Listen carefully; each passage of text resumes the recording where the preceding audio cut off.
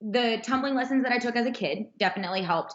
But then also, kind of like Nick was saying, being introduced to lifting weights and to actually working out and treating your body like an athlete has helped me so much. I know that as I was growing up, it frustrated me a little bit growing up in jump rope because I think that a lot of teams, my own included, like we didn't necessarily condition and train like athletes would in other sports, right? Yes, yes. Hmm. And so that was, I was just so hung up on that as a young athlete. And so I sought it out and bugged my mom to death until, we found a great trainer and then just started getting into the weight room and learning. And I don't want to make it sound like lifting weights, like if you don't do that, you cannot be a good jumper. That is absolutely not the case. However, I know for me, it really helped because it helped me to build up muscle in the right places and it helped me to learn where my body was and what it was doing and just really how to manipulate it. And so I think just making sure that you are treating yourself like a well-rounded athlete, making sure that you are strong, that you are powerful. And if that doesn't come naturally, like there are things you can do about that. You have to make sure that you're educating yourself and getting either with a good trainer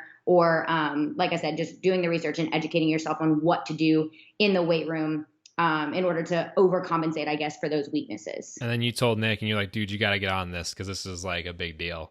Is that how that Well, went?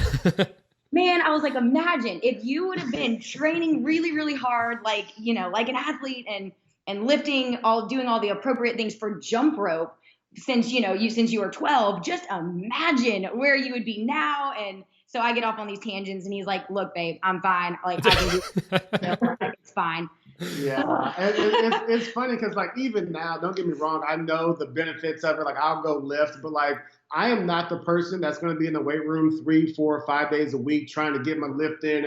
It's not me. It's never been me. He calls himself a social lifter. Yeah, like I'm a social lifter. Like if you go lift, Oh my I'm gonna go lift gosh. with you, and I'll probably lift heavier. Like that's just what like those are things that are probably like, but I enjoy it. I have a good time with it, but I don't live, eat, breathe lifting weights to like it, that's just not me.